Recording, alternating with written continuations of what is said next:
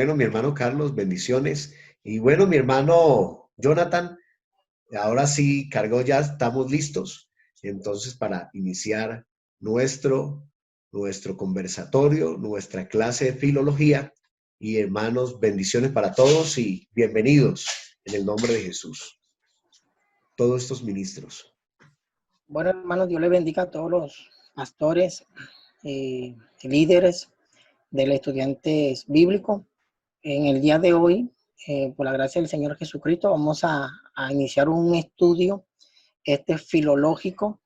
Para las personas que no saben qué es la filología, es una ciencia que estudia la parte lingüística de un idioma. En este caso, como estamos hablando de la Biblia, sería el hebreo, el arameo y el griego. Entonces, el tema de hoy es la angelología desde el punto de vista de la filología. Ese es el tema que vamos a tratar en el día de hoy, la angelología desde el punto de vista de la filología. Bueno, como pueden observar en la imagen, aquí tenemos un texto bíblico y aquí puse unas imágenes como representación de lo que vamos a hablar. Colosenses capítulo 2, versículo 18. Dice, nadie os prive de vuestro premio, afectando humildad y culto a los ángeles, entremetiéndose en lo que no ha visto, vanamente hinchado por su propia mente carnal. Bueno, hermano Licede, ya le digo, cuando digo que pase la diapositiva, retrocédame la diapositiva, la primera diapositiva.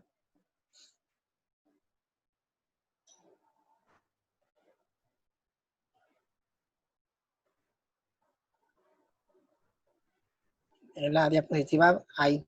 Yo le digo cuando pase de diapositiva. Bueno, recordemos que el término de la angelología pues se ha tomado como una ciencia de estudio bíblico, donde varias personas a través de la historia, en especial en el siglo III, se empezó por primera vez a estudiar la angelología. Ya del siglo III hasta el siglo XXI es un material que ha venido con mucha trayectoria, se ha estructurado fuertemente. Y vamos a mirar también a través de las escrituras que dice la Biblia y también la parte histórica y filosófica de este tema. Ya en la época de Pablo hubieron personas que adoraban, le rendían culto a los ángeles. Recordemos también de que los fariseos, pues ellos creían que existían los espíritus y los ángeles, y los saduceos pues se oponían a esa creencia. Entonces vemos que estas personas pues empezaron a rendirle culto a estos seres angelicales, a estos seres espirituales, y algunos de ellos pues tienen nombre. Entonces vamos a estudiar a través de la Biblia, pero le vamos a dar un enfoque de la filología bíblica, es decir, vamos a de los nombres de estos seres angelicales, y a través de este hermoso estudio pues, espero que sea de gran bendición para ustedes. Entonces vamos a la temática. La siguiente diapositiva. Bueno, el primer objetivo es analizar las creencias filosóficas de los ángeles. Ese va a ser nuestro primer objetivo. Vamos a mirar de dónde surgió las creencias filosóficas de los ángeles. Aquí vamos a estudiar un tema específico, ya que este tema es bastante amplio, pero vamos a hablar el análisis filosófico, pero la parte jerárquica, de la jerarquía de los ángeles. Nuestro segundo objetivo es explicar, según la Biblia, si los ángeles tienen jerarquías. Y tercero, conocer los significados bíblicos de cada palabra. En este caso, que es un serafín, que es un querubín, que es un arcángel, que es un ángel, y sucesivamente. Entonces vamos a mirar el primer tema. Vamos con la siguiente diapositiva.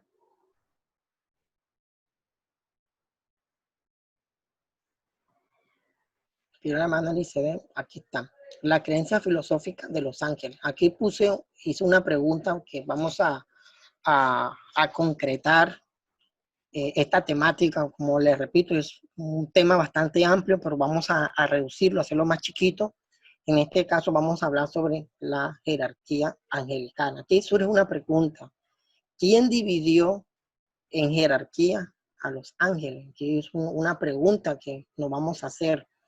Bueno, la división jerárquica de los ángeles, aquí tenemos a un hombre llamado Dionisio, pseudo Dionisio, es un filósofo cristiano que él se convirtió al cristianismo. Algunos dicen que este Dionisio también se le conoce como el Areópago, que fue donde el apóstol Pablo, cuando llegó a Atenas, dice que a él lo colocaron sobre un areópago para que hablara y enseñara, predicara lo que él estaba creyendo. Y la persona que se le acercó a Pablo, se dice, según la tradición cristiana, que fue Dionisio. Y este hombre escribió un libro que la palabra pseudo significa místico, anónimo, de Dionisio. Aquí tengo una referencia. Este filósofo cristiano adoptó el pensamiento neoplatónico en las escrituras y dividió en jerarquía a los ángeles. El primer orden, ¿cuál es cómo dividió este Dionisio, pseudo Dionisio, en la parte jerárquica de los ángeles? El primer orden, él lo llamó serafines, querubines y tronos. El segundo orden lo llamó autoridad. Aquí entre paréntesis también se le llaman dominios, señoríos, entre paréntesis, virtudes, y por último tenemos poderes. Y tenemos un tercer orden que son los principados, arcángeles y ángeles. Dionisio fue el primer cristiano de, mire hermano, estamos hablando del siglo V, es decir, un siglo después del debate del Concilio de Nicea, donde se concretó la doctrina de la Trinidad. Un siglo después se empezó a hablar sobre la parte jerárquica de los ángeles. El primero que tocó este tema fue Dionisio, y él lo dividió de tres órdenes. Estos tres órdenes, pues como recordemos las clases anteriores, que hablamos que la traducción filológica o filosófica, perdón, o la teología filosófica es aquella teología que primero se define a sí mismo y luego buscas pasajes de las Sagradas Escrituras que afirme lo que yo estoy creyendo. Entonces Dionisio hizo lo mismo. Él primero dividió en tres órdenes a los ángeles y luego empezó a buscar pasajes de las Escrituras que afirmara o creyera o creyese en lo que él estaba diciendo. Entonces tenemos a Efesios 1:21. En Efesios 1:21 aquí registra un orden, y este orden que registra Dionisio lo toma como una referencia para hablar de lo que él está organizando. Entonces en este versículo dice así: sobre todo principado, autoridad, poder y señorío, y sobre todo nombre que se nombra, no solo en este siglo, sino también en el venidero. Entonces aquí Dionisio dice que se está hablando de un orden. Entonces tenemos los principados, tenemos las autoridades, tenemos el poder y tenemos el señorío. Luego Dionisio empezó a buscar en Colosenses, el otro pasaje bíblico para él sustentar esta teoría neoplatónica. Colosenses 1:16 dice así: porque en él fueron creadas todas las cosas, las que hay en los cielos, las que hay en la tierra, visible e invisible. Entonces tenemos, sean tronos, sean dominios, sean principados, sean potestades, todo fue creado por medio de él y para él.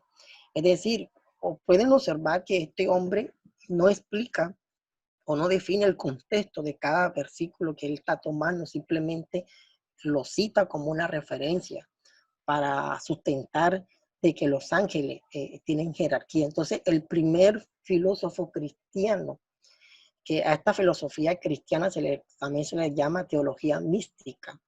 A esta teología mística o esta filosofía fue adoptado por primera vez, fue Dionisio, pseudo Dionisio. Al final de esta clase, hermano, yo le estaré facilitando el material de Dionisio, que eso es un libro que tiene 253 páginas. Yo se lo voy a facilitar.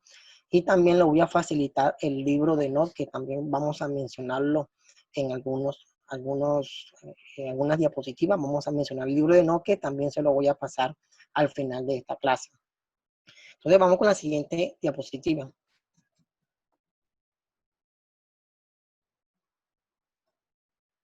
aquí tenemos otra jerarquía angelical. Es decir, el pionero fue Pseudo Dionisio.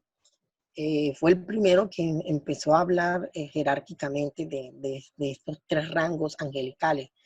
Ya miren, entonces vamos a mirar que existieron otras jerarquías angelicales, pero estos temas angelicales jerárquicos pues no cogieron tanta fuerza como el que cogió el Pseudo Dionisio. Entonces tenemos el Clemente de Roma del siglo I.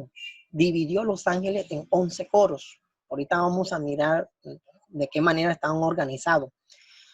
Ambrosio del siglo IV lo dividió en 9 coros. Jerónimo, recuerdo cuando hablamos de la Vulgata Latina, que también San Jerónimo también tuvo una influencia filosófica en las Sagradas Escrituras del siglo IV. Este hombre dividió los ángeles en 7 coros. Tomás de Aquino, que ya estamos hablando del siglo III, XIII, lo dividió en 9 coros. Y por último tenemos Dante Alighieri del siglo IV, 9 coros. Este Dante, él tiene una obra llamada la Comedia, la Divina Comedia. En esta obra o en esta poesía de la Divina Comedia, él habla de 9 jerarquías angelicales, que también se le conoce como 9 coros. Es decir, miren que hermano, que esta temática angelical, que es lo que estamos viendo y observando, que ya desde siglos, desde el primer siglo ya se empezaron a tocar la temática. Pero mire que el Pseudo Dionisio, estamos hablando del siglo V, ya en el siglo I, ya en el siglo IV, ya se empezaron a hablar de la parte jerárquica, pero Dionisio fue el primero que estructuró más la temática. Podemos decir que fue un hombre que se dedicó a estructurar, a analizar, a montar su doctrina para que tomara forma. Ya los de Tomás de Aquino, que podríamos decir que en el siglo III fue donde surgió por primera vez el estudio de la angelología. Es decir, ya del siglo XIII en adelante, hasta el siglo XXI, ya esta temática se empezó a estructurar hasta el sol de hoy. Entonces vamos a mirar los puntos de vista jerárquicos, por qué se dice que hay 7, por qué se dice que hay 9, por qué se dice que hay 3, 4, 11. Vamos con la siguiente diapositiva.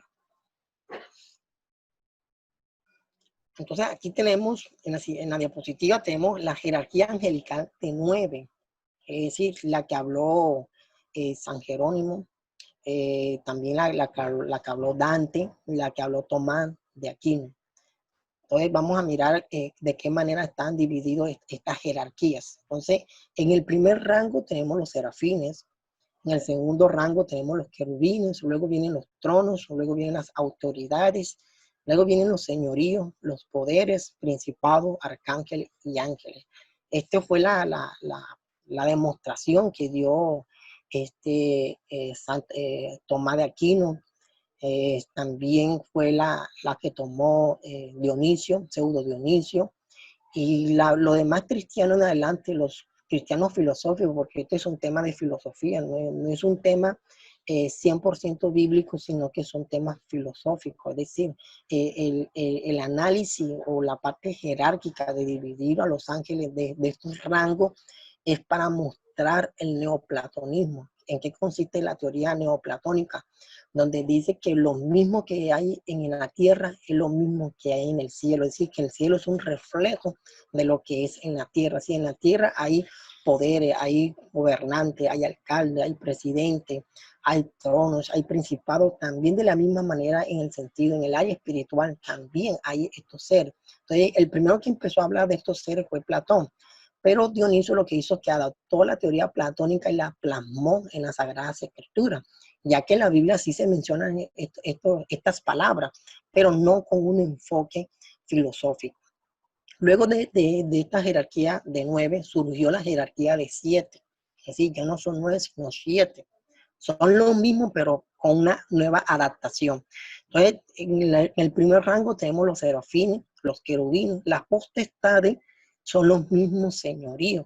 Es decir, ya no se está hablando de dos rangos jerárquicos, sino que es el mismo orden jerárquico. La potestad y los señoríos es el mismo. Los poderes y los tronos son lo mismo. Los principados y las autoridades son lo mismo. Y por último tenemos los arcángeles y ángeles. Esta división de 7 también fue utilizada por algunos filósofos cristianos.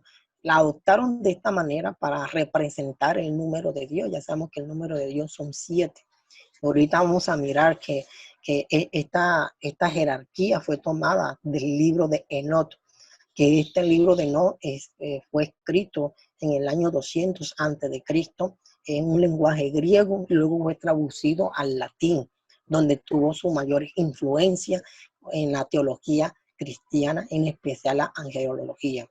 Y la última jerarquía que tenemos, que es la jerarquía de 4, que es la que en el siglo XXI es la que más se ha adaptado, la que más ha cogido más fuerza y es la que más se ha enseñado en todo el campo religioso, no solamente en nuestra iglesia, sino en otras denominaciones, incluso incluyendo a la iglesia católica, también ha tomado esta nueva adaptación, la jerarquía angelical de 4. Son los mismos, pero ya con otros enfoques diferentes.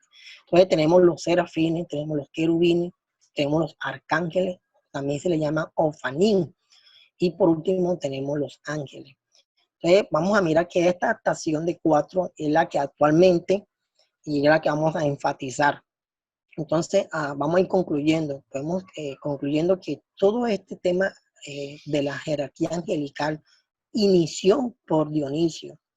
Fue estructurado, Clemente de Roma dio sus primeros aportes, San Jerónimo dio sus primeros aportes, pero fue Dionisio que concretó, que tomó la teoría, la filosofía platónica y la plasma en las Sagradas Escrituras, y ahí da origen de la parte jerárquica de los ángeles. Vamos con la siguiente diapositiva, que vamos a mirar cómo quedó estructurado la jerarquía de 4.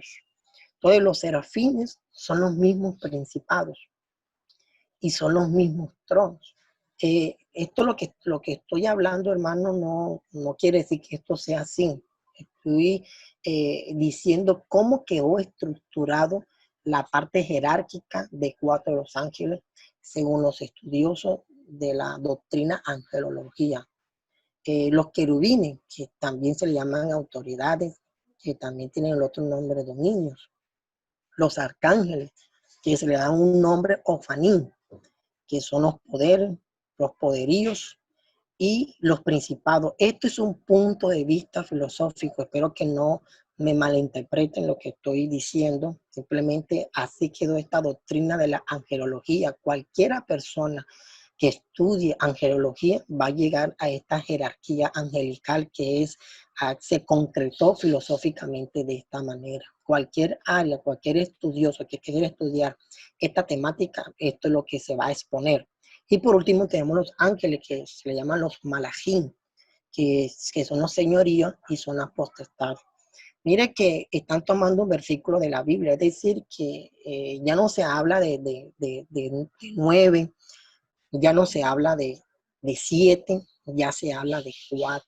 Y vamos a mirar por qué se concluyó a este orden de 4 y qué significa la palabra ofanín, qué significa la palabra malajín, porque son dos palabras que quizá para muchos son dos palabras nuevas.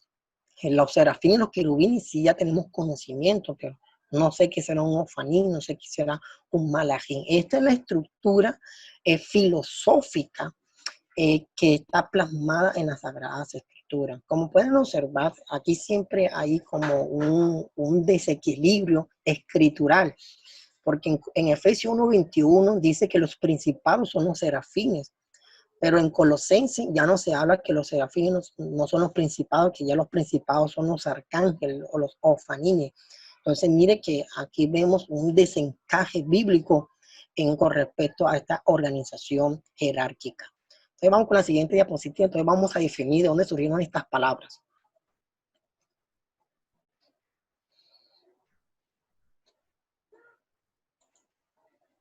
Vamos con la palabra arcángel y la palabra ofanín. Dice, alrededor de ella habían serafines, querubines y ofanines. Estos son los que no duermen y vigilan el trono de su gloria. Estoy citando, hermano, un versículo del libro de Enoc, capítulo 71, versículo 7. Al final de esta clase estaré mandando este material, este libro de Enoc, para que ustedes pues revisen en sus casas y hagan un análisis más exhaustivo de lo que estamos viendo acá. Entonces, en el libro de Enoc vemos que hay un orden jerárquico. Se habla de los serafines, los querubines, y hay una nueva palabra que es la palabra ofanine. Es decir, que esta palabra ofanine viene del libro de Enoc. Y vamos a mirar qué significa la palabra ofanim. Recordemos, mis hermanos, pronto la gente que no sabe hebreo, la palabra ofanim, esos símbolos que usted ve ahí y esos punticos arriba de las letras y abajo de los caracteres son las vocales. Y la terminación in en hebreo significa un plural. Es decir, la palabra ofanim significa una pluralidad. Esta palabra en hebreo significa hacer girar o rueda. En el libro de Enoc aparece como uno de los seres angelicales que moviliza el trono de Dios. Es decir, según el libro de Enoc, los ofanines son los ángeles que movilizan o ruedan o hacen girar el trono de Dios. Es decir, que el trono de Dios están los serafines que están sobre encima, están los querubines que están cerca y están los ofanines que son los que se encargan de movilizar el trono de Dios. Vuelvo y le repito, mis hermanos, esto simplemente son creencias filosóficas, porque la Biblia en ningún momento habla de estas cosas, no es la filosofía. Y tenemos la palabra arcángel. Según la jerarquía de 4, dice que los arcángeles y los ofanines son lo mismo.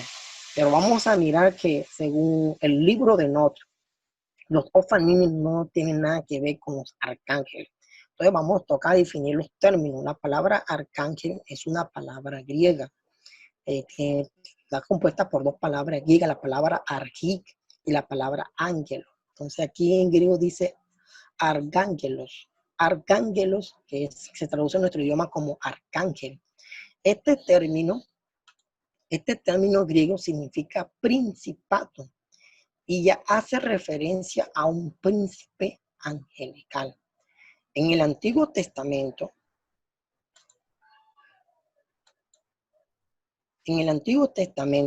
se le llama uno de los principales o príncipe. Bueno, no alcanzo a ver no alcanzo a ver. Hermano Lice, si me puede hacer el favor de ampliarme la diapositiva, que no alcanzo a ver la última palabra.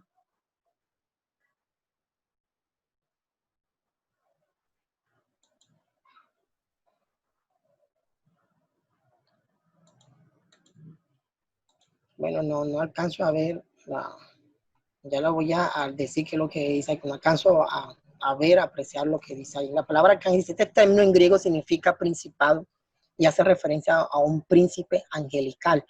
En el Antiguo Testamento se le llama uno de los principales príncipes o el gran príncipe. Es decir, que un arcángel es un príncipe. Por eso que esta palabra la encontramos más que todo en el Nuevo Testamento. En el Antiguo Testamento no encontramos esta palabra griega. Sí tenemos algunas referencias, ya que en Daniel, en el capítulo 12:1, a Miguel se le conoce como el gran príncipe, es decir, un arcángel. O también en otros pasajes de la Sagrada Escritura también se le llama como uno de los príncipes angelicales, uno de los uno de los principales príncipes. Se encuentra en Daniel capítulo 10, versículo 2. ¿Qué podemos decir? Que la palabra arcángel no es un término que se está hablando de una jerarquía, sino más bien una referencia para referirse a un príncipe. Es decir, Miguel era uno de los príncipes que tenía el pueblo de Israel. Pero ¿cuántos príncipes existen? Existen muchos, pero la Biblia no detalla cuántos príncipes tiene Dios. La Biblia no lo detalla, solamente se menciona algunos de ellos. ¿Qué podemos observar aquí con los ofanines y con los arcángeles? En el libro de Enoc, los ofanines transportan el trono de Dios.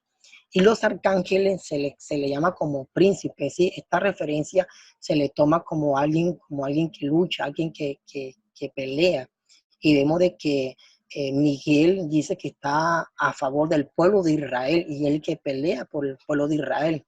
Recordemos uno de los pasajes de Daniel donde Daniel hace una oración y Dios manda un ángel para que le dé la respuesta y dice que el príncipe de Persia se le opuso por 21 días. No dejó pasar a este mensajero. Entonces Dios ordenó que Miguel fuera para que ayudara a ese ángel. Dice la Biblia que Miguel lo ayudó y así pudo el ángel llegar a dar el mensaje a Daniel. En otros pasajes también encontramos que cuando Josué pasó el río Jordán y antes de la conquista de Jericó, la Biblia dice que se apareció un varón con la espada desenvainada y Josué pensaba que era uno de los enemigos, pero este varón le dijo, no temas, Josué, yo soy un príncipe, soy el príncipe de los ejércitos de Jehová. No registra su nombre. Algunos pueden decir que era Miguel, pero si la Biblia no dice su nombre, no podemos especular más allá de lo que está escrito. Sabemos que es del príncipe de los ejércitos de Jehová. Entonces vemos que en muchos otros pasajes de las Sagradas Escrituras se habla de los arcángeles, pero siempre hace referencia a una persona con máxima autoridad, a una persona que tiene control, dominio sobre otras personas. O sea, aquí no viene el significado figurativo que el apóstol Pablo toma en 1 Tesalonicenses en el capítulo 4, que dice con voz de trompeta y con voz de arcángel. Es decir, está haciendo referencia a su autoridad, haciendo referencia a que es un príncipe. Entonces, mire que según las Sagradas Escrituras, los ofanín y los arcángeles no son lo mismo, pero en la jerarquía filosófica lo toman como si fuesen lo mismo. Entonces, ya vemos que la palabra ofanín, disculpe hermano Licede, recordemos, hacemos retroalimentación, la palabra ofanín se utiliza es en el libro de No como una referencia jerárquica de los ángeles. Disculpe hermano Licede, la siguiente diapositiva. Vamos a mirar la palabra arcángel según el libro de No. Mire hermano, estoy citando el libro de No, capítulo 20 del 1 al 8. Se habla de 7 arcángeles. Uriel, Rafael, Ranuel, Miguel, Sariel, Gabriel y Remiel. Estos son 7 nombres que registra el libro de Not. La Biblia solamente menciona a Miguel y a Gabriel, es decir, según el libro de Not, Gabriel es un arcángel, según el libro de Not. Y por eso que, bueno, al final de este seminario, pues vamos a hacer la pregunta, que sea una pregunta que los adventistas a Jesús lo llaman como Miguel, como un arcángel. Ya eso después hablamos sobre esa temática.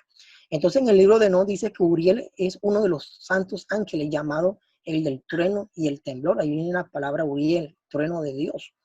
Rafael es otro de los santos ángeles y el de los espíritus de los humanos, que viene la palabra Rafael significa Dios, el Dios sana. Renuel, otro de los santos ángeles que se venga del mundo de las luminarias, es decir, que significa iluminación de Dios.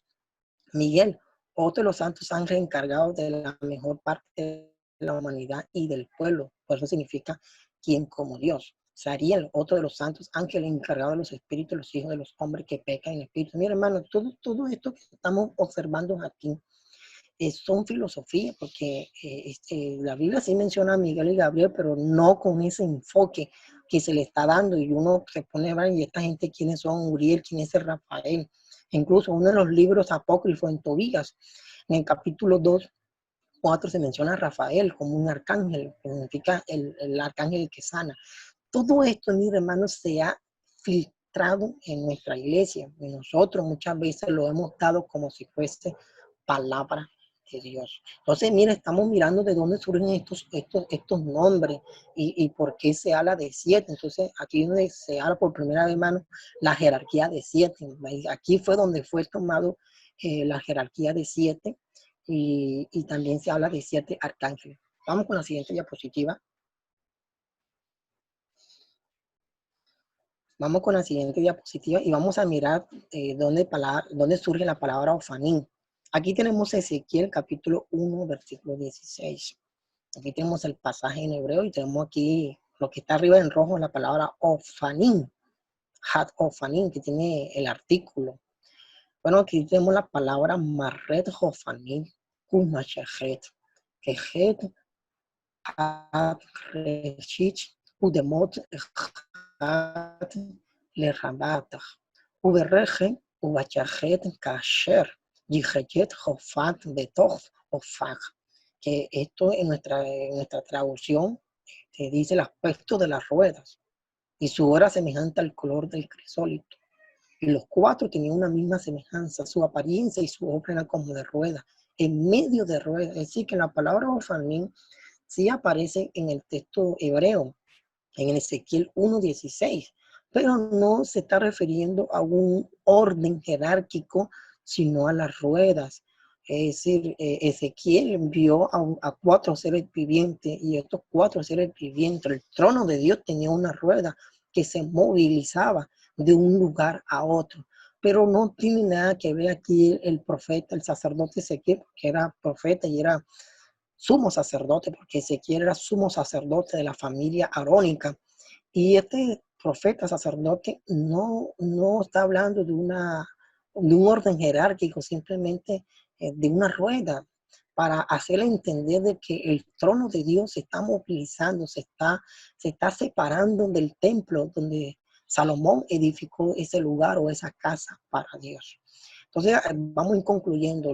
Los arcángeles son los príncipes, pero tampoco hace referencia a un orden jerárquico. La Biblia sí habla de arcángel, pero no como un orden jerárquico. Y los ofanim, la Biblia sí habla de los ofanim, pero tampoco lo habla como un orden jerárquico, sino como una rueda que movilizan el trono de Dios. Entonces vamos con la siguiente diapositiva y vamos a mirar los ángeles, que son los malachim. Aquí tenemos en hebreo, mira que todas las terminaciones, Jofaní, Malachim, Querubín, Serafín, siempre va a ser en plural. Entonces tenemos la palabra en hebreo, Malachim, Malachim. Esta palabra en hebreo significa mensajero, enviado, maestro, sacerdote, mediador y profeta. Estos significados pues lo he sacado del diccionario de Strong. ¿Qué es un malachim? Es un enviado. ¿Qué es un malachim? Es un mensajero. ¿Qué es un malachim? Es un maestro. Okay. Bueno, después del seminario respondo las preguntas, mis hermanos. Aquí me hice una pregunta que es movilizar el trono de Dios, luego al final le respondo. ¿Qué es un malajín? Es un sacerdote. Mire que también a los sacerdotes también se le llama malajín. Por eso viene el libro, uno de los profetas menores, Malaquías. Esta palabra Malaquías viene del hebreo Sefer, Malajín, así se dice en hebreo, y pasó a nuestro idioma como Malaquía, es decir, el libro de los mensajeros o el libro de los sacerdotes, ya que este libro de Malaquía fue un libro dirigido es a los sacerdotes. Y también significa mediador y también significa profeta. Entonces, mira, hermano, con estos significados ampliamente vemos que la palabra Malachim tiene un despliegue de significado que nosotros lo podemos encontrar a través de la Biblia. Entonces, tenemos que en la Biblia se emplea este término para referirse a toda la corte angelical y a los profetas y a los sacerdotes.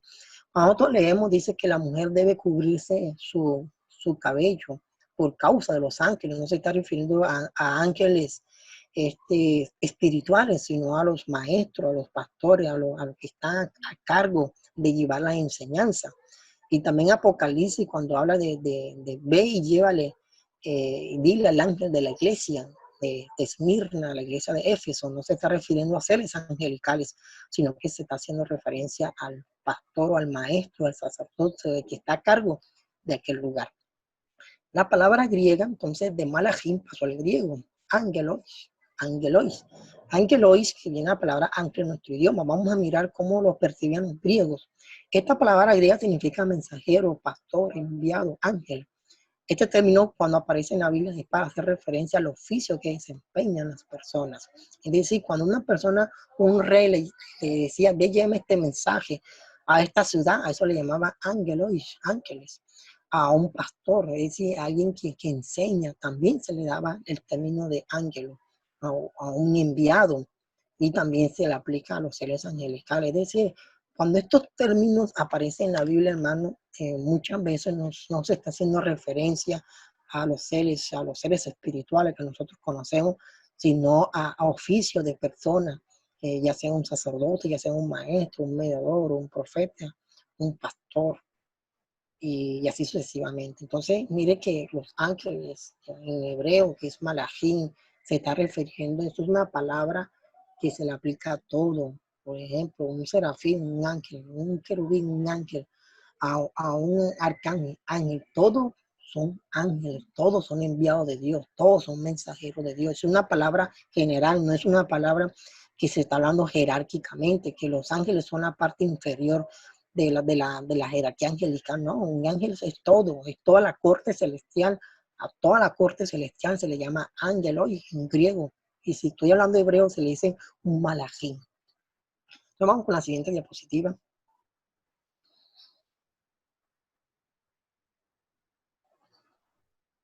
Vamos con la palabra serafín. Serafín en nuestro idioma. Aquí tenemos la palabra hebrea que es serafín. El término serafín, mira, el término serafín, esta palabra en hebreo significa arder, quemar, bronce, serpiente. Miren, mis hermanos, que en el sentido figurado, ¿cómo así que serafín significa bronce, significa serpiente? Yo había oído, quizá ustedes se hagan las preguntas. La palabra serafín significa arder y quemar, pero hasta ahí, pero nunca había escuchado bronce o serpiente. Usted lo puede buscar en el diccionario de Strong, porque eso lo dice el diccionario de Strong. En el sentido literal, es algo que se está ardiendo, que está ardiendo. Es decir, algo que se quema, en este caso en el altar. En el altar, en el tabernáculo, había dos objetos o dos piezas que estaban escritas, que habían dos piezas que estaban hechas de bronce, que era el altar de bronce y la fuente de bronce. Entonces, vieron que significa la palabra arder, que significa arder. Entonces, figurativamente significa serpiente. Figurativamente significa serpiente o veneno. Ya esto en un sentido figurativo. Es decir, que la palabra serafín, bueno, esto es un plural. El singular sería la palabra saraf. Saraf, que en el sentido figurado significa serpiente o veneno, que ahorita vamos a mirar cómo así significa serpiente y veneno. Entonces vamos a mirar. Entonces, lo que vio Isaías en sí fue unos seres que estaban ardiendo en llamas. Él no alcanzó a ver su rostro, no alcanzó a ver sus manos y sus pies, porque eran seres que estaban ardiendo en llamas. Y el mismo pasaje bíblico dice que esos seres, uno de los seres cogió una tenaza, un carbón, pone una tenaza y tocó la boca del profeta. Es decir, que esto significa, hermano, que esa actitud o que hizo este serafín solamente lo hacen los sacerdotes, que ellos eran los encargados de tomar las tenazas, los carbones y echar fuera el carbón. Pero mire que este altar que está hablando el profeta Isaías se refiere al altar de bronce, no el altar de incienso que estaba hecho de oro, sino el de bronce. Y tus pecados te son perdonados, es decir, donde se hacían el sacrificio por el perdón de los pecados. Entonces, ahí es donde vio Isaías a estos seres. Vamos a mirar por qué significa serpiente. Siguiente diapositiva, hermano. Aquí tenemos en hebreo. Aquí vemos también en hebreo Números 21, versículo 6. Y aquí tenemos la palabra, vamos a leer, Vaya Shalach Adonai Ba'an Ek, Hanashim, Hanehashim, Hatzar. Y mira que aquí la palabra Hat Serafín. Es decir, mira que cuando nosotros leemos hebreo, por eso a los estudiantes bíblicos es muy importante aprender hebreo bíblico, no hebreo conversacional o el hebreo de Israel. Usted aprende el hebreo de Israel, no va a entender lo que dice este pasaje de la Biblia, tienen que hacer un curso de hebreo bíblico. En el texto hebreo tenemos Números 21:6 y dice, tenemos Hanahashim, serafín, que significa, en nuestra traducción se traduce como serpiente ardiente. Dice, y Jehová envió entre el pueblo serpientes ardientes que mordían al pueblo y murió mucho pueblo de Israel. Entonces, mire que la traducción, la palabra serafín es traducida como la palabra ardiente, así es traducida en nuestro idioma. Y la palabra Nahat, que aquí tenemos un plural, Hanachin, que significa serpiente. Es decir, que si el autor, el traductor hubiese colocado y Jehová envió entre el pueblo serafines, no, ya como así que Dios envió serafines. Entonces, para que la traducción tenga más sentido, no hizo una traducción literal, sino una traducción dinámica, se refirió a una serpiente ardiente, es decir, haciendo referencia al veneno, cuando esta serpiente mordía al pueblo de Israel, ese veneno producía un calor, un ardor, ahí viene la palabra arder, haciendo referencia al veneno. Vamos con la siguiente diapositiva. Y miren lo que sucedió. Aquí tenemos, y Jehová dijo a Moisés, hazte una serpiente ardiente. Mira que en el hebreo dice, Vayome Adonai el Moshet, Hacer laha seraf. Es decir, Jehová le dijo a Moisés, hazte una serpiente ardiente. Miren que la palabra serpiente ardiente, en nuestra traducción ya se traduce la palabra saraf. No tenemos la palabra nahat, serafín, que vemos en el número 21.6, sino la palabra saraf. Esa solita palabra se tradujo como serpiente ardiente. Dice, y ponla sobre un asta, y cualquiera que fuese mordido mirará a ella y vivirá. Entonces aquí tenemos la imagen de una serpiente montada en un asta, y la serpiente era de bronce, es decir, esto nos está recordando, hermano, lo que es un serafín. Por eso que los serafines son seres ardientes, y esos seres ardientes, el símbolo de arder es el símbolo del bronce. Por eso que a esta serpiente se le llamó Najustán. Najustán se le dio ese nombre que el pueblo de Israel adoró. Y tuvo que Dios levantar un rey para quebrar, romper esta serpiente en un valle. Y vemos que en el Valle del Rey, entonces vemos que Israel le puso hasta nombre. Y mira, hermano, que no es casualidad, porque todo esto tiene un orden y todo esto tiene un místico, una parte mística. Vamos con la siguiente diapositiva para que ustedes puedan entender algo. Mira, el símbolo de la salud. El símbolo de la salud son dos serpientes, un asta, y mira que tiene alas de ángel. Esto en hebreo es lo que se le llama la serpiente voladora. Sé que en muchos pasajes de la Sagrada Escritura hemos visto la serpiente voladora. Entonces ya podemos ver que de dónde vino este símbolo de la salud, que por eso es que la serpiente también significa salud, significa sabiduría, también significa eternidad. Y esas dos alas para hacer referencia a un ser angelical. ¿Y dónde provino todo esto? Viene del texto bíblico, pero con un enfoque místico. La Biblia sí habla de la serpiente ardiente, pero no para hacer referencia a un ser angelical. Entonces podemos concluir que ¿qué es un serafín? Un serafín es un ser que arde, esa arde es de bronce. ¿Y dónde administran estos seres? Ya sabemos que en el tabernáculo solamente habían dos objetos hechos de bronce, hechos de zarate, hechos de ardiente, que tenemos el altar de bronce y tenemos la fuente de bronce. Por eso que el símbolo bronce o este material significa juicio, significa castigo, significa también este sacrificio. Cada vez que nosotros vemos este término, y también se representa a los reyes, como en el caso de los cuatro reinos, el tercer material. Tenemos el oro, la plata, y tenemos el tercero tenemos el bronce, es decir, algo inferior, algo diminutivo. Entonces, mire ¿por qué Isaías, cuando vio a estos seres, lo llamó así serafín? No para hablar de un orden jerárquico. Isaías era un profeta, y Isaías no conocía el tabernáculo, no conocía el templo, él no había entrado al atrio, no conocía el lugar santo ni el lugar santísimo. Por eso que cuando murió el rey Usías dice que él quería encender el incienso, cosa que le correspondía a los sacerdotes. Y la historia bíblica dice que Usías salió con lepra porque Dios no le ordenó a estas personas, a estos reyes, ser sacerdote. Y aquí viene sorprendente, ¿por qué un rey anhela el sacerdocio? Que eso sería otra temática. Entonces, cuando muere este rey de lepra, Isaías tiene una visión. Isaías ve el trono de Dios y ve a unos seres ardientes, unos seres de bronce. Y estos seres de bronce están encargados. ¿Encargados de qué?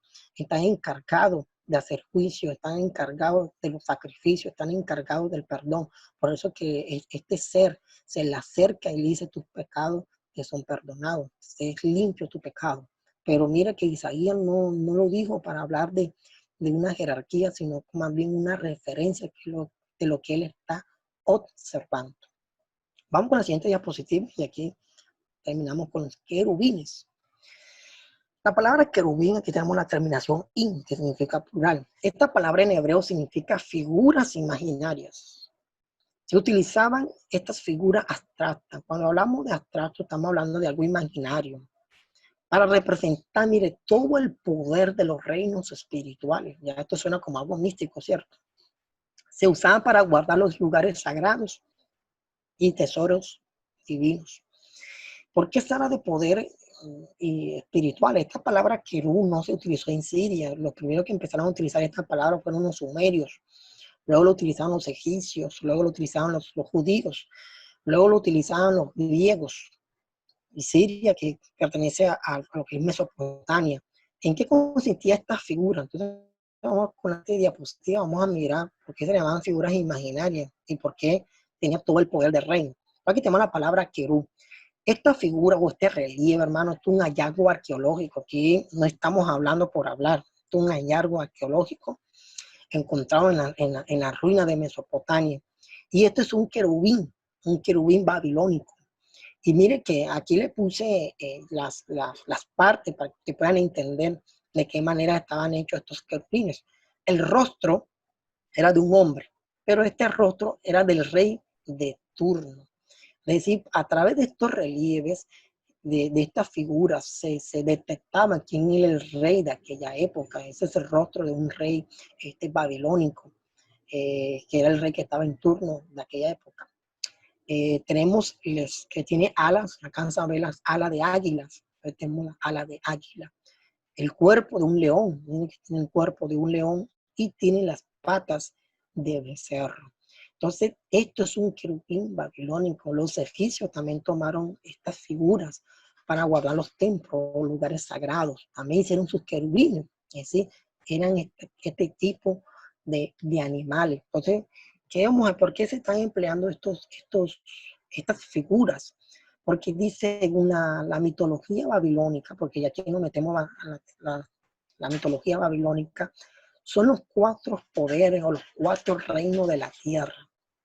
El hombre es el rey de la tierra. El águila es el rey de las aves. El león es el rey de la selva. Y el becerro es el rey del campo. Entonces, estos 4 animales, otros 4 seres, que son poder, que la Biblia lo llaman seres vivientes, a las aves, a los peces, a los animales y al hombre le llaman seres vivientes. Eso es lo que está registrado en el libro de Génesis. Están los 4 poderes. Entonces, al completar estos 4 animales en uno solo, la persona que veía esto se sorprendía. Por eso usted puede observar que cuando Salomón edificó el templo de Dios, la Biblia dice que hizo 2 querubines de 5 metros, es decir, 10 codos.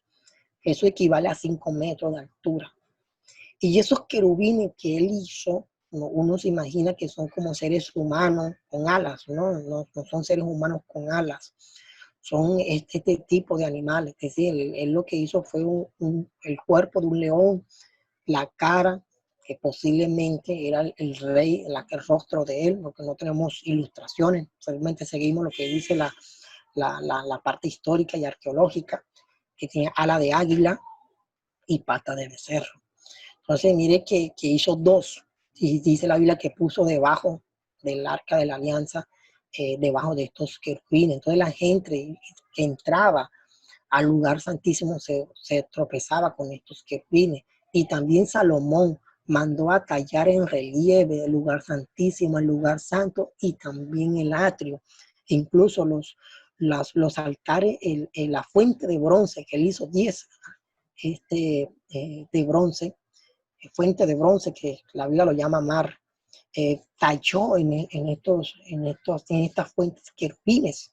Es decir, que también puso a estos seres imaginarios, figurativos, en, en estos lugares. Entonces, mire que la Biblia toma pues de estas culturas para hacer referencia a lo que es un querubín. Entonces, mire que para los antiguos esto es lo que era un querubín. Por eso es que cuando nosotros hablamos de querubines como una parte jerárquica, nosotros no lo pintamos así, porque ¿quién va a pintar un querubín de esa manera? Uno lo pinta como un ángel que tiene 4 alas y un rostro de hombre, muy luminoso. Y podemos observar de que al diablo se le llama un querubín, es decir, a un ser que tiene cuatro poderes, ¿sí? A un poderío, podemos decir. Por eso se le da la representación de estos querubines. Y vamos a mirar el arca de la alianza, ya para culminar, hermano. Vamos a la siguiente diapositiva, hermano, ¿me permite?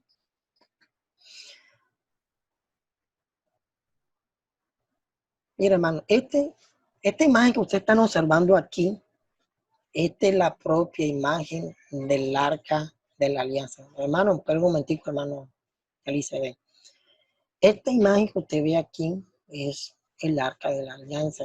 Sé que cuando nosotros buscamos por internet y escribimos arca de la alianza, usted puede observar que arriba del propiciatorio encuentran 2 hombres, figuras humanas con alas, mirando el propiciatorio.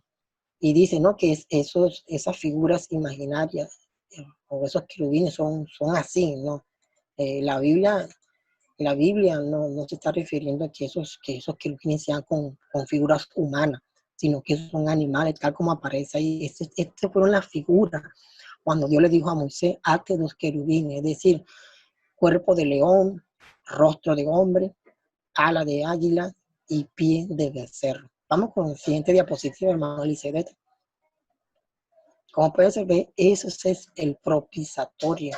El propiciatorio es el trono de Dios, donde la Biblia hay un salmo que dice que Dios cabalga por medio de los querubines y Él se sienta, Él está sentado en medio de los querubines. Entonces mire que la palabra querubín, esta es la imagen real de lo que es el propiciatorio y estos querubines o estas figuras imaginarias.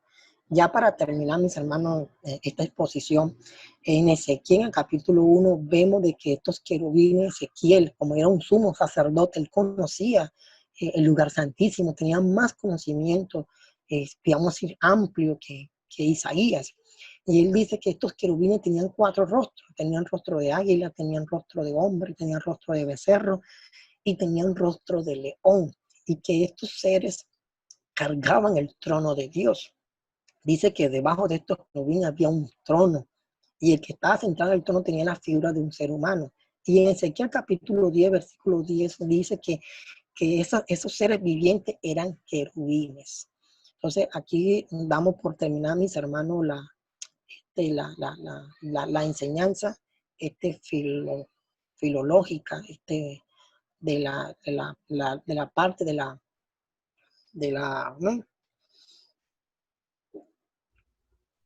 de la parte de la filosofía. Entonces, hago la sesión de preguntas y respuestas, mis hermanos. Listo, mi hermano. Hermano, gracias, hermano Jonathan, por tan excelente exposición de la angeología. Bueno, hay unas preguntas. Vamos a ir mirando si los hermanos quieren tomar, que levanten la mano ahí en el chat para que el hermano pueda responder las preguntas. Entonces, si hay alguien que va a preguntar, entonces esperamos que por favor alguien O más bien, aquí hay unas preguntas en el chat. Si quieren, de pronto entonces las vamos mirando aquí en el chat. El hermano César Mayorga dice, los adventistas dicen que Jesús es el mismo arcángel Miguel y que es el único arcángel que menciona la Biblia. Bueno, mi hermano, esto es una creencia adventista. ¿Cómo desmentir esta creencia adventista? En Hebreo, en el capítulo 1, dice que Cristo es superior a los ángeles. Y cuando dice que Cristo es superior a los ángeles, se está refiriendo a toda la corte angelical. Ya ninguno de los ángeles Dios llamó a su hijo. Entonces, cuando Dios se manifiesta en carne, se dice, adórenle todos los ángeles de Dios. Cuando se habla de que lo adoren todos los ángeles, está incluyendo tanto a los buenos como a los malos, porque los demonios son ángeles, pero le llaman ángeles caídos.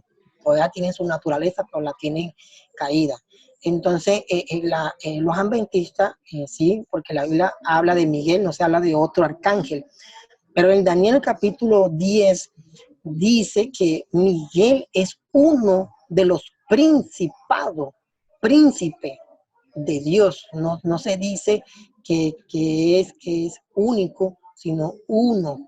Es decir, que hay más príncipes del ejército de Jehová. Amén. Amén. Gracias, hermano, por su comentario, por su explicación. Hay otra pregunta del hermano Julio. ¿Qué es movilizar el trono de Dios? ¿Qué es movilizar el trono de Dios? Perdón, cuando utilicé el término ofanín, cuando utilicé ofanín en Ezequiel significa rueda. Cuando Salomón erigió el templo, la Biblia dice de que Salomón algunos mobiliarios, algunos utensilios del templo le colocó ruedas para que se podían movilizar. Eso significa que no es algo que va a quedar estable, sino que algo que se va a mover o a desplazar. Cuando Ezequiel ve la visión del tercer templo, Ezequiel observó de que el templo de Dios tenía una rueda, no solamente el templo de Dios, sino toda la parte mobiliaria, lo que es el candelabro, lo que es, eso está en Ezequiel capítulo 40, 41 en adelante, son los 4 últimos capítulos de este libro. Entonces, por eso es que la Biblia dice que los utensilios del templo se movilizaban. ¿Qué interpretación significa esto dentro de la cultura judía? Cuando los utensilios se movilizaban, eso significa que Dios es un ser espiritual, es un Dios que está en todas partes, que Él no está en un lugar fijo, sino que Él se moviliza en cualquier parte. Y para poder representar esa ilustración, utilizaban la palabra ofanín o ruedas. Ok, listo. El hermano Johnny Casas tiene una pregunta. ¿La expresión ángel de Jehová habla de una teofanía de Dios o es un oficio? La Bueno, expresión sí, la ángel de expresión. Jehová habla de una teofanía de Dios o es un oficio. Pues podríamos decir que ambas, la palabra teofanía, pues es una palabra griega para hacer referencia a algo visible de Dios. Teo significa visible. Efanía significa forma, sí, son formas visibles de Dios. En este caso, Dios toma una forma visible, que es la apariencia de un ángel, es decir, un aspecto humano. Esa es la referencia que la Biblia habla sobre la teofanía de Dios. Y un oficio, digamos, es una tarea o una tarea encargada o una actividad que se le carga. Entonces, si hablamos de que Dios va a dar un mensaje, digamos sí que está tomando un oficio angelical, es decir, como un mensajero, como un enviado. Entonces, es lo mismo, la teofanía de Dios, como hablar de oficio de Dios. Se está refiriendo a la parte angelical, que es mensajero, maestro, enviado, todos los temas, las definiciones que conlleva este oficio.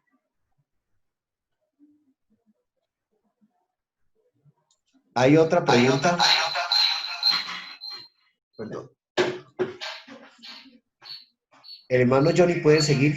Ayúdenos.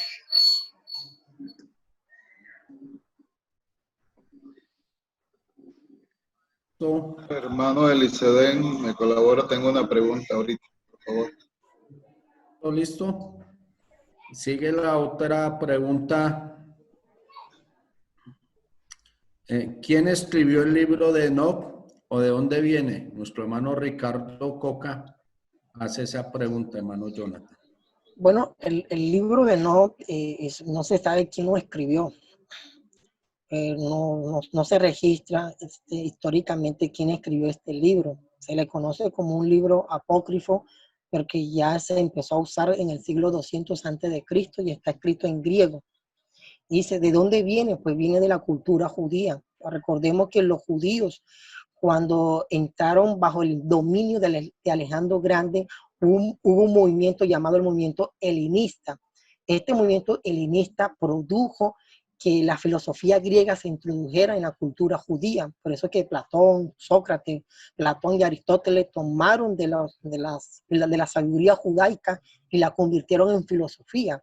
Entonces, en este periodo surgieron los libros apócrifos como Tobías, Macabeo, pero escritos en griego. Cuando se hizo el concilio de Miania en el siglo I después de Cristo, los judíos sacaron estos libros del Antiguo Testamento por una simple razón. La primera, porque no estaban bajo el periodo de la inspiración divina, es decir, desde Moisés hasta Esdras, ni tampoco estaban escritos en hebreo, porque estos libros están escritos en griego. Entonces, ¿de dónde viene? Viene de los judíos de habla griega, de la filosofía judaica. ¿Y quién lo escribió? No se sabe quién lo escribió.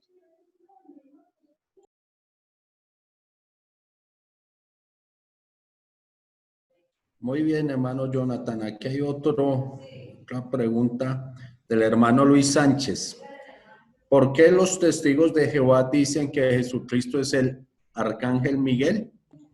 Pues, hermano, a esta pregunta creo que toca hacérsela a un testigo de Jehová. Yo no soy testigo de Jehová. Bueno, No soy testigo de Jehová, eso tiene que responderle a un testigo de Jehová. bueno, el hermano Nicolás Díaz, según la teología bíblica, no existe ninguna jerarquía de seres angelicales. Que no hablaste algo de la teología bíblica de los ángeles. Sí.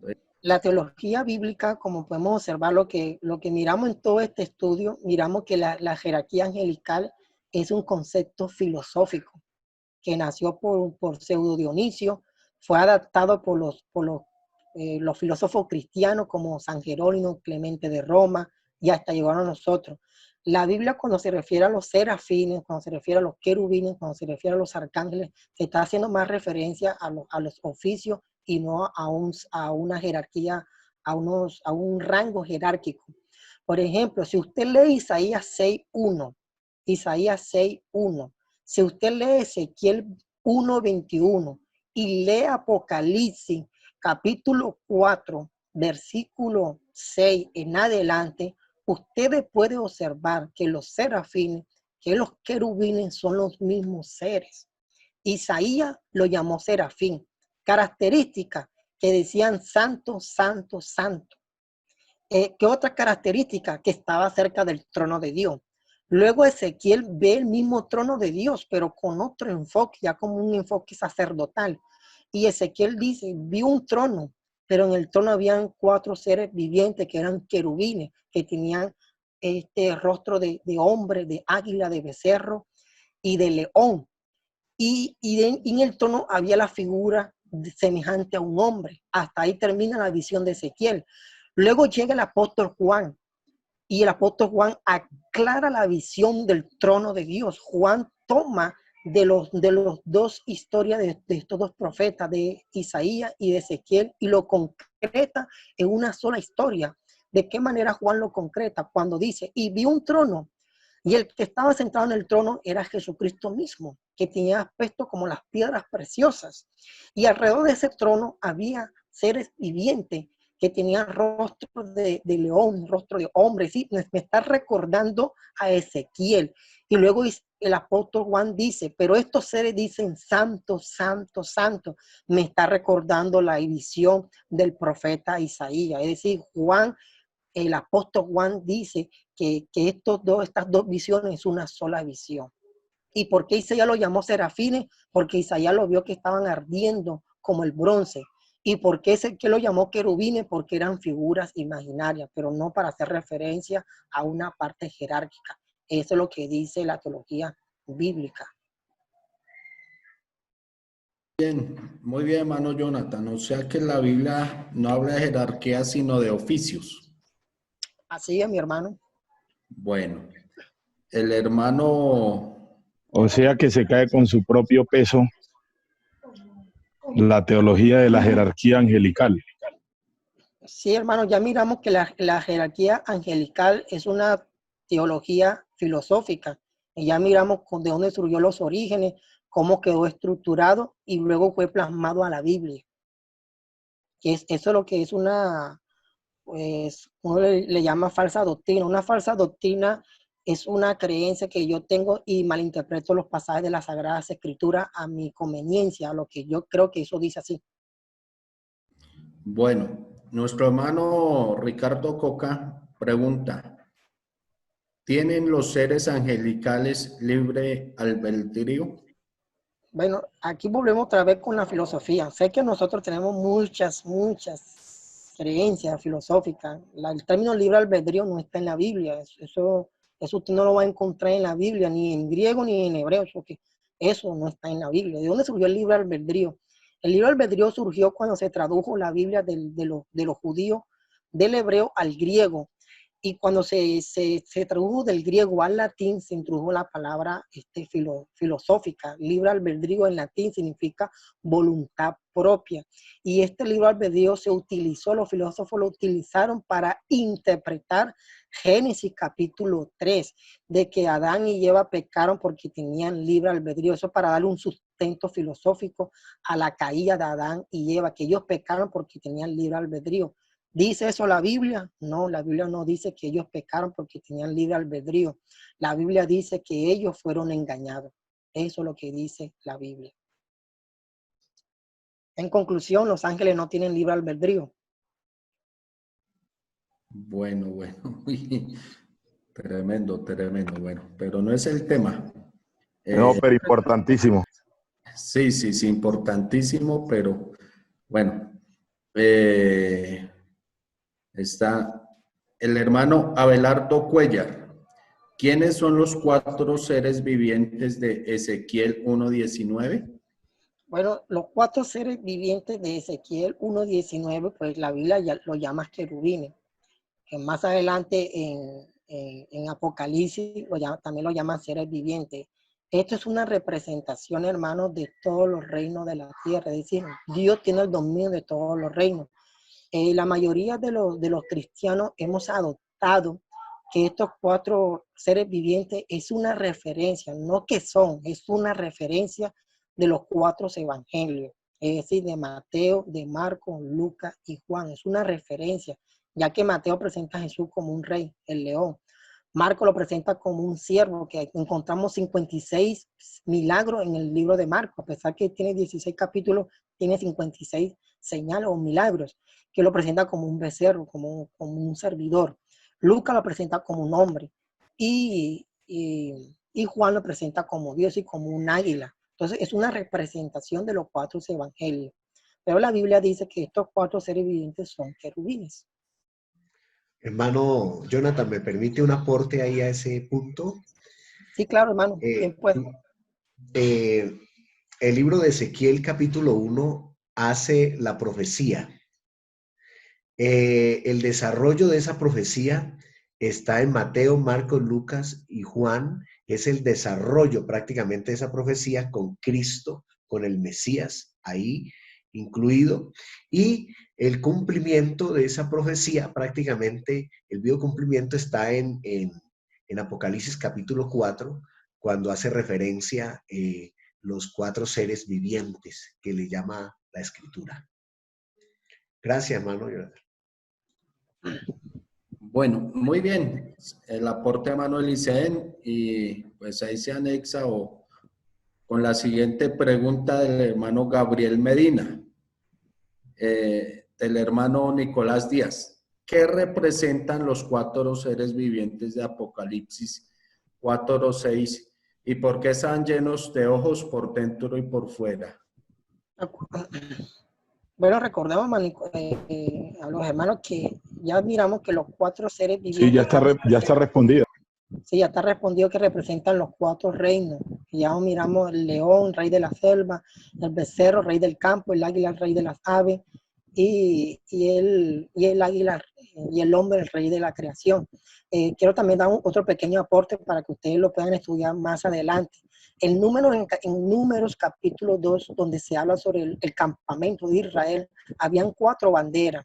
Esas 4 banderas estaban organizadas cuanto a los 4 puntos cardinales de la tierra: oriente, occidente, norte y sur. Y cada bandera tenía una figura de un animal. La primera bandera tenía el animal de un león, que era Judá. Luego seguía la bandera de un becerro, que era Neftalí, Efraín. Luego tenemos la bandera de Dan, que era un becerro.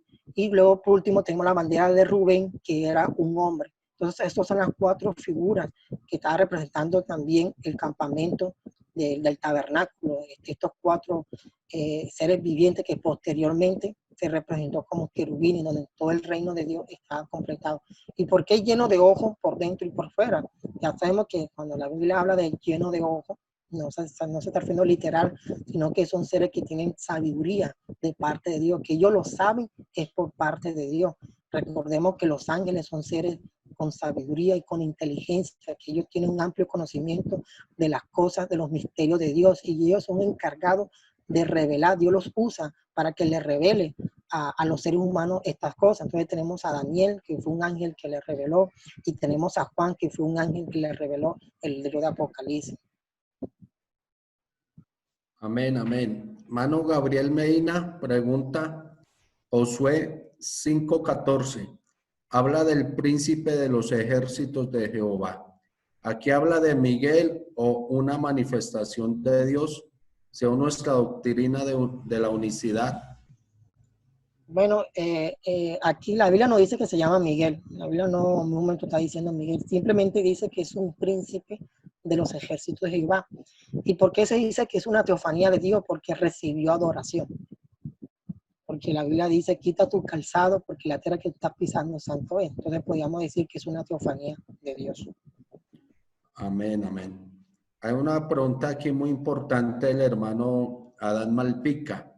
¿Hay un ángel de la muerte? Muy importante esa pregunta. Pues la Biblia, la Biblia dice que cuando hubo la muerte, los primogénitos, pues Dios mandó el ángel de la muerte, porque eso es una expresión bíblica, pero no quiere decir que exista un ángel de la muerte, simplemente Dios le delegó ese oficio a ese ángel. Ve y mata a los primogénitos de Egipto.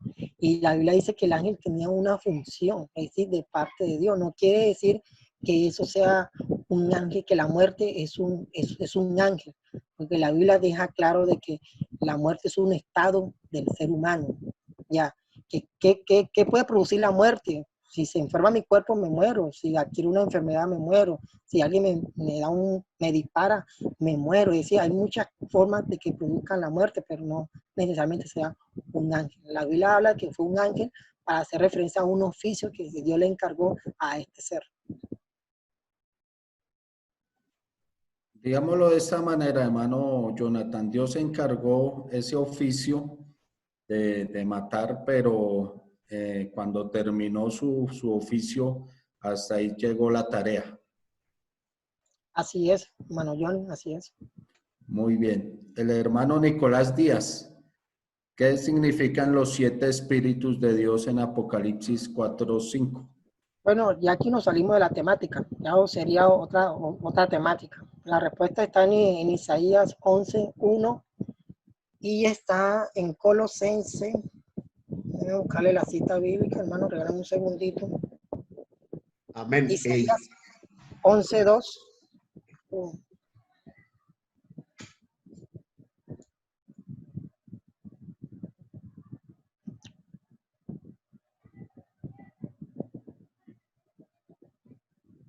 No me acuerdo dónde está ese versículo, no sé si está en Colosenses o está en Efesios.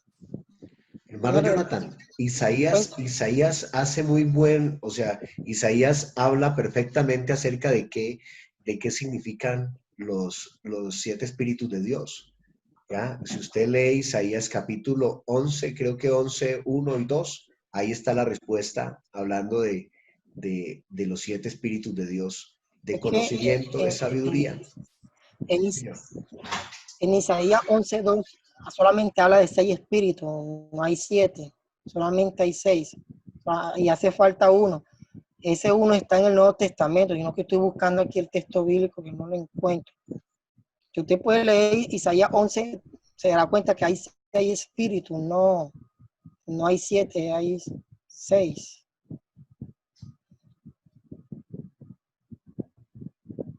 Efesios 18, espíritu de sabiduría y de revelación. Gracias, hermano Johnny. Efesios 1, ¿qué? 1:17. Para que el Dios de nuestro Señor Jesucristo, el Padre de gloria, os dé espíritu de sabiduría y de revelación el conocimiento de Él. Si nosotros leemos Isaías 11, en Isaías 11 solamente hay 6 espíritus y Isaías lo explica en un orden. Vamos a Isaías 11. Hermano Jonathan, lo que pasa es que ya nos salimos del tema en que estamos. No, espere tantico, hermano Eliseo, deje lo que le explique, espere tantico, no azare. No, pero es que estamos en un tema aquí, hermano. Creo que es posible, hermano Edison, le pido el favor de que estamos en un tema aquí, pues realmente hablando de los ángeles y no podemos, o sea, hermano Johnny, por favor, también leer las preguntas que sean referente al tema. Gracias. Listo. El hermano me puede escribir por el interno y le respondo a la pregunta. Y quedan 4 minutos, de hecho. Bueno, el hermano John Freddy Rojas, Génesis 6:4. Se aplica a los ángeles caídos, pero se muestra como los hijos de Dios que se llegaron a los hijos de los hombres, hijas de las mujeres. Bueno, mi hermano, listo. ¿Por qué se dice que fueron ángeles? Eso está en el libro de Enoch. Al final de la clase le voy a regalar el libro de Enoch. Usted lo puede buscar, creo que en el capítulo 4 o 5, donde se registra esta misma historia del Génesis, pero que se está haciendo referencia a los ángeles. Entonces la creencia que surge de que Génesis 6:4 se refiere a los ángeles viene del libro de Enoch, pero la Biblia no dice eso. Los hijos de Dios se está refiriendo a la descendencia de Seth. Bueno. Pero ya sabemos que los ángeles no se procrean. Bueno, los ángeles que pecaron cambiaron de naturaleza, o sea, se convirtieron en demonios.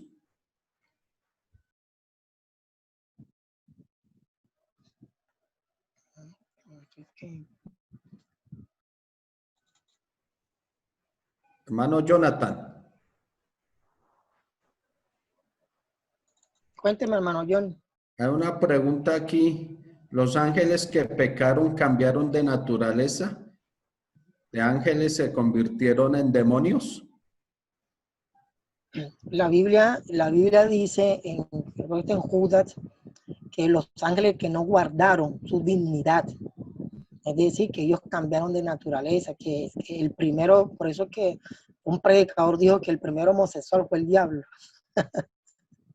porque él cambió su naturaleza, es decir, de ángel de luz pasó a ser un ángel de tiniebla, y que ese pensamiento se lo introduce al ser humano, que cambie su naturaleza. Si usted es hombre, pásese a mujer, y si es mujer, pásese de hombre, sí, cambia su naturaleza.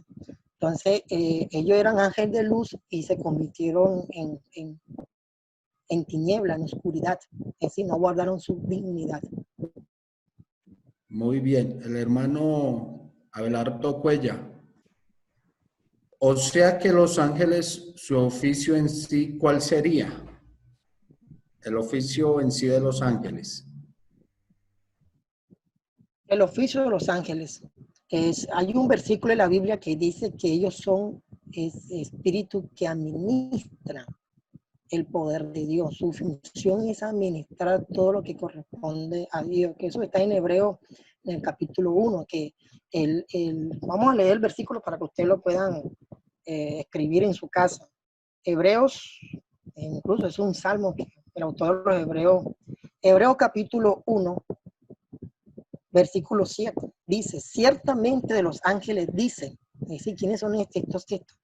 El que hace a sus ángeles espíritu y a sus ministros llama de fuego. Es decir, que es un ángel, es un mensajero, es un enviado, es un ministro de Dios. Función, dependiendo de la función que Dios le vaya a delegar.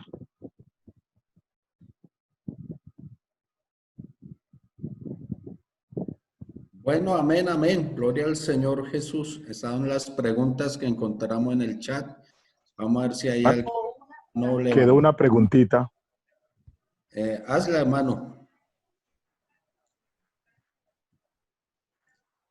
Siga, hermano Edison. Aquí hay un hermano que hizo una preguntita que me parece que es muy importante. Ricardo Coca hizo una pregunta. ¿Por qué pecaron algunos ángeles como el lucero hijo de la mañana si no tenían voluntad propia o libre albedrío? Muy bien. Sí, se me pasó. Es una excelente pregunta. Esa es una excelente pregunta. La Biblia dice, mire que la Biblia redacta la historia de qué manera Satanás pecó.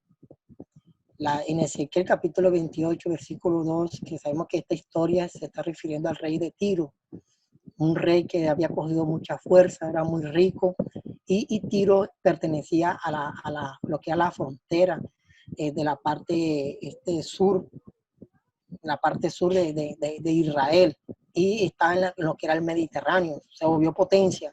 Entonces Ezequiel toma una analogía de esa actitud que él tuvo, que él tenía, y lo compara con la actitud que nació con Satanás o el querubín. Y la Biblia dice, tú querubín protector, en toda la piedad de Dios te paseaba, en el huerto de Dios se paseaba. Y mira lo que dice la Biblia, hasta que salió en ti maldad. Con respecto a tu ¿cuál es la palabra? Que es la palabra de mercancía.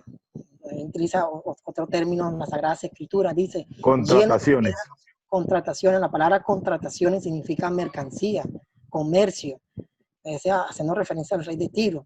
Entonces Satanás hizo lo mismo, es decir, él miró su belleza, se miró a sí mismo, que estaba adornada de todas piedras preciosas. Son 10 piedras preciosas que registra, y esas mismas 10 piedras preciosas es la que se le coloca al sumo sacerdote en el pectoral, que son 12. El Satanás tenía 10. Entonces dice la Biblia que él se miró hasta que corrompiste tu sabiduría por causa de tu hermosura, por causa de tu esplendor. Entonces la Biblia está detallando de que Satanás está pecando no porque tenía esa libertad, sino porque se miró, porque salió maldad en él, corrompió su sabiduría. Al corromperle su sabiduría, indujo a los otros seres angelicales. Es decir, vemos un panorama, hermano. Ese mismo panorama es el mismo panorama que sucedió en el huerto del Edén, pero a una escala inferior. Entonces, lo que sucede en el huerto del Edén es lo que sucedió en la parte angelical. Entonces, Satanás, la Biblia no dice que él pecó porque tenía el libre albedrío, sino porque se halló en él maldad, corrompió su sabiduría, indujo a los demás, hizo una rebelión y hubo la expulsión. Así como Dios expulsó a Satanás, expulsó a Adán y Eva del jardín del Edén. Y cuando, escúchenme bien mis hermanos, y cuando el pueblo de Israel pecó contra Dios en la tierra prometida, Dios los exilió también al oriente, así como exilió a Adán al oriente. ¿Dónde lo mandó Dios al pueblo de Israel? A Jerusalén lo mandó al oriente, es decir, a Babilonia. Entonces, mire, todo aquel que peca contra Dios, todo aquel que se cree más que Dios, Dios los exilia. Eso mire que este es el contexto histórico que maneja las Sagradas Escrituras. Por libre albedrío no aparece por ningún lado en la palabra de Dios. Así es. Muy bien, muy bien. ¿El Edén en donde estuvo Satanás era en el cielo o en la tierra? Pues sabemos que Satanás pecó fue en el cielo, que él no pertenece a nuestro mundo. Él está en un mundo superior a donde nosotros. Esa palabra suena como místico. No tengo más palabras. Pero él pertenece al cielo, a la parte donde mora Dios y sus ángeles. Amén. Hay un aporte. Dice, hermano Jonathan, los ángeles pecaron con pleno conocimiento, libre albedrío. Es un concepto que se ha introducido para explicar el mal. pero estos ángeles eran seres perfectos. Es una observación. ¿Sí? La Biblia dice que los ángeles eran seres perfectos, por eso que ahí va el punto. Cuando Dios creó a Adán y Eva, eran seres perfectos, que Adán y Eva no tenían pecado. Entonces, si Satanás engañó a esos seres angelicales, para el hombre era pan comido, pero mire que Satanás no engañó directamente al hombre, sino que utilizó su parte vulnerable, que era la mujer. Y ahí viene un despliegue de enseñanza con respecto a la Biblia, que no voy a detallar sobre ese despliegue de enseñanza. Listo, listo. Para agradecer, hermano Jonathan, esta clase, les debo acompañar a nuestro hermano Elisei para despedir. Bueno, mis hermanos, excelente aporte, excelente. Bueno, hemos tenido una mañana, perdón, muy importante referente a este tema de angeología. Desde la óptica filológica, ¿sí? De filología. Bueno, el próximo, hermano Jonathan, la próxima clase. La próxima temática es la variable del nombre de Dios. La variable del nombre de Dios. El nombre de Dios. Hermano Eliseden, disculpe, una sugerencia, ¿sí? Con todo respeto. ¿Podría ser posible que para el próximo se extendiera un poco más el tiempo para dar lugar a más preguntas? Porque honestamente aquí hay una cantidad de preguntas que quedan en el aire por cuestión del tiempo. Gracias. Ok, listo. Sí, ahí hemos apenas organizado hora y media, que es lo que hemos propuesto en nuestra agenda. Pero el deseo es, hermano, seguir indagando. El deseo de la escuela de estudiantes bíblicos es que no nos quedemos con eso, sino que nosotros mismos hagamos una teología, hagamos unos estudios propios y saquemos nuestras propias conclusiones. Estamos viéndolo desde la óptica filológica, de filología, ¿ya? Entonces, pero cada uno de nosotros, hermano, créame que pues el pastor es el estudioso, creo que esto es lo nuestro, creo que esto es muy importante que nosotros lo amemos y lo abracemos. Entonces, hermanos, de nosotros depende de ampliar el conocimiento y de que ya el hermano nos mostró unas gráficas y que nosotros vamos a ampliar, no nos quedemos, hermano, créame, no nos quedemos nomás con este seminario, con esta clase, ojalá la repasáramos.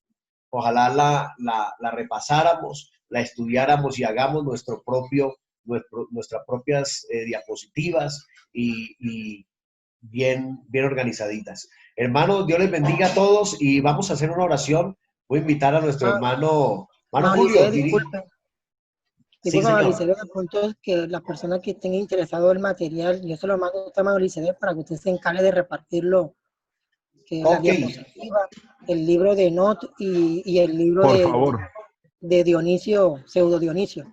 Por favor. Son largos. Listo. Listo, mi hermano. Bueno, gracias, hermano. Y bueno, vamos a orar, hermano Julio. Diríjanos en la oración, tengan la bondad. Amén. Soberano y eterno Dios, mío, bendito, glorificamos Padre, y honramos tu nombre, Señor, y esta mañana reconocemos tu señorío, oh Dios amado. Declaramos nuestra absoluta dependencia de ti, mi Señor. Te damos gracias, oh Dios, por este seminario. Ha sido muy constructivo, Señor, edificante, y esperamos, Señor, seguir creciendo en sabiduría, en conocimiento. Ayúdanos, Señor Jesús, para tener un espíritu investigativo, Señor, de estudio, y que tú nos sigas enseñando, Señor, a través de estos seminarios que nos enriquecen, Padre Celestial. Bendice a cada uno de los integrantes de esta plataforma de estudio, Señor, y derrama abundantes bendiciones sobre sus vidas y sus hogares. A nuestro profesor de este seminario también bendícele grandemente de una manera muy especial. En el nombre de Jesús. Amén. Amén. Amén. Listo, mi hermano. Bueno, bendiciones para todos.